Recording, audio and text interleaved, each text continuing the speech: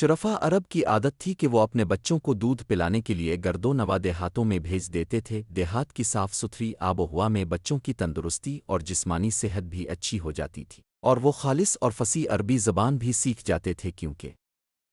شہر کی زبان باہر کے آدمیوں کے میل جول سے خالص اور فصیح و بلیغ زبان نہیں رہا کرتی۔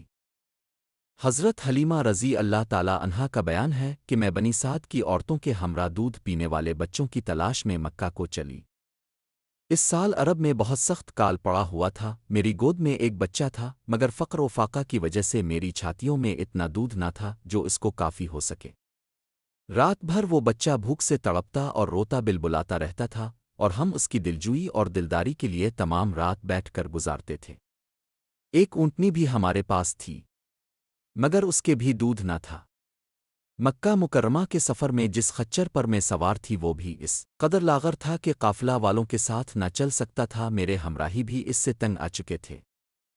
بڑی بڑی مشکلوں سے یہ سفر طے ہوا۔ جب یہ قافلہ مکہ مکرمہ پہنچا تو جو عورت رسول اللہ صلی اللہ علیہ وسلم کو دیکھتی اور یہ سنتی کہ یہ یتیم ہے، تو کوئی عورت اب کو لینے کے لیے تیار نہیں ہوتی تھی، کیونکہ بچے کے یتیم ہونے کے سبب سے زیادہ انعام و اکرام ملنے کی امید نہیں تھی۔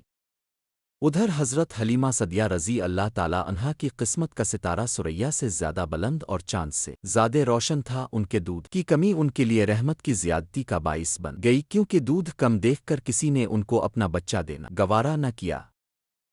حضرت حلیمہ سعدیہ رضی اللہ تعالیٰ عنہا نے اپنے شوہر حارث بن عبد العزیز سے کہا کہ یہ تو اچھا نہیں معلوم ہوتا کہ میں خالی ہاتھ واپس جاؤں، اس سے تو بہتر یہی ہے کہ میں اس یتیم ہی کو لے چل لوں۔ شوہر نے اس کو منظور کر لیا اور حضرت حلیمہ رضی اللہ تعالیٰ عنہا اس در یتیم کو لے کر آئیں، جس سے صرف حضرت حلیمہ رضی اللہ تعالیٰ عنہا اور حضرت آمنہ رضی اللہ تعالیٰ عنہا ہی کے گھر میں نہیں بلکہ کائنات عالم کے مشرق و مغرب میں اجالا ہونے والا تھا۔ یہ خداوند قدوس کا فضل عظیم ہی تھا کہ حضرت حلیمہ رضی اللہ تعالیٰ عنہا کی سوئی ہوئی قسمت بیدار ہو گئی اور سرور کائنات صلی اللہ علیہ وسلم ان کی آغوش میں آ گئے۔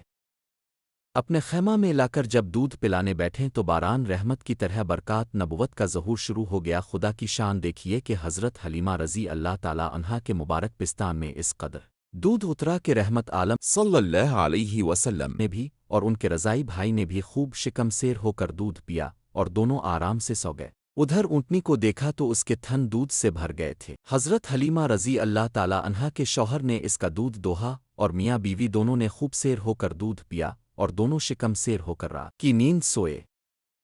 حضرت حلیمہ رضی اللہ تعالیٰ عنہا فرماتی ہیں کہ اس کے بعد ہم رحمت عالم صلی اللہ علیہ وسلم کو اپنی گود میں لے کر مکہ مکرمہ سے اپنے گاؤں کی طرف روانہ ہوئے تو میرا وہی خچر اب اس قدر تیز چلنے لگا کہ کسی کی سواری اس کی گرد کو نہیں پہنچتی تھی۔ قافلہ کی عورتیں حیران ہو کر مجھ سے کہنے لگیں کہ اے حلیمہ رضی اللہ تعالیٰ عنہا، کیا یہ وہی خچر ہے جس پر تم سوار ہو کر آئی تھیں؟ کوئی دوسرا تیز رفتار خچر تم نے خرید لیا ہے؟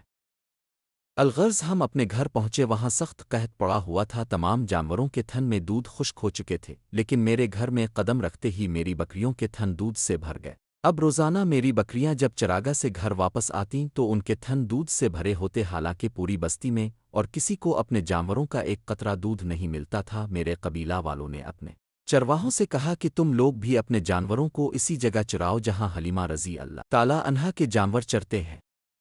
چنانچہ سب لوگ اسی چراگاہ میں اپنے مویشی چرانے لگے جہاں میری بکریاں چرتی تھیں، مگر یہاں تو چراگاہ اور جنگل کا کوئی عمل دخل ہی نہیں تھا۔ یہ تو رحمت عالم صلی اللہ علیہ وسلم کے برکات نبوت کا فیض تھا، جس کو میں اور میرے شوہر کے سوا میری قوم کا کوئی شخص نہیں سمجھ سکتا تھا۔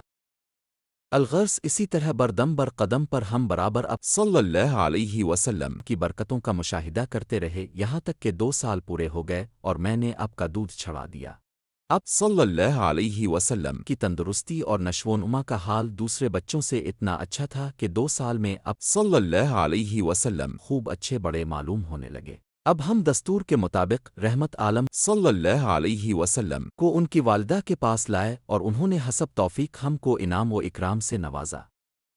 گو قاعدہ کے مطابق اب ہمیں رحمت عالم صلی اللہ علیہ وسلم کو اپنے پاس رکھنے کا کوئی حق نہیں تھا، مگر اب صلی اللہ علیہ وسلم کی برکات نبوت کی وجہ سے ایک لمحہ کے لیے بھی ہم کو اب صلی اللہ علیہ وسلم کی جدائی گوارا نہیں تھی۔ عجیب اتفاق کہ اس سال مکہ معظمہ میں وبائی بیماری پھیلی ہوئی تھی، چنانچہ ہم نے اس وبائی بیماری کا بہانہ کر کے حضرت بی بی آمنہ رضی اللہ تعالی عنہا کو رضا مند کر لیا، اور پھر ہم رحمت عالم صلی اللہ علیہ وسلم کو واپس اپنے گھر لائے، اور پھر ہمارا مکان رحمتوں اور برکتوں کی کان بن گیا، اور اب ہمارے پاس نہایت خوش و خرم ہو کر رہنے لگے۔ جب اب صلی اللہ علیہ وسلم کچھ بڑے ہوئے تو گھر سے باہر نکلتے اور دوسرے لڑکوں کو کھیلتے ہوئے دیکھتے، مگر خود ہمیشہ برقسم کے کھیل کود سے علیحدہ رہتے۔ ایک روز مجھ سے کہنے لگے کہ اماں جان، میرے دوسرے بھائی بہن دن بھر نظر نہیں آتے، یہ لوگ ہمیشہ صبح کو اٹھ کر روزانہ کہاں چلے جاتے ہیں؟ میں نے کہا کہ یہ لوگ بکریاں چرانے چلے جاتے ہیں۔ یہ سن کر اپنے فرمایا مادر مہربان، اب مجھے بھی میرے بھائی بہنوں کے ساتھ بھیجا کیجیے۔ چنانچہ اب صلی اللہ علیہ وسلم کے اصرار سے مجبور ہو کر آپ کو حضرت حلیمہ رضی اللہ تعالی عنہا نے اپنے بچوں کے ساتھ چراگاہ جانے کی اجازت دے دی، اور اب روزانہ جہاں حضرت حلیمہ رضی اللہ تعالی عنہا کی بکریاں چرتی تھیں تشریف لے جاتے رہے، اور بکریاں چراگاہوں میں لے جا کر ان کی دیکھ بھال کرنا جو تمام انبیاء اور رسولوں علیہم الصلاۃ وسلام کی سنت ہے، اپنے اپنے عمل سے بچپن ہی میں اپنی ایک خصلت نبوت کا اظہار فرما دیا۔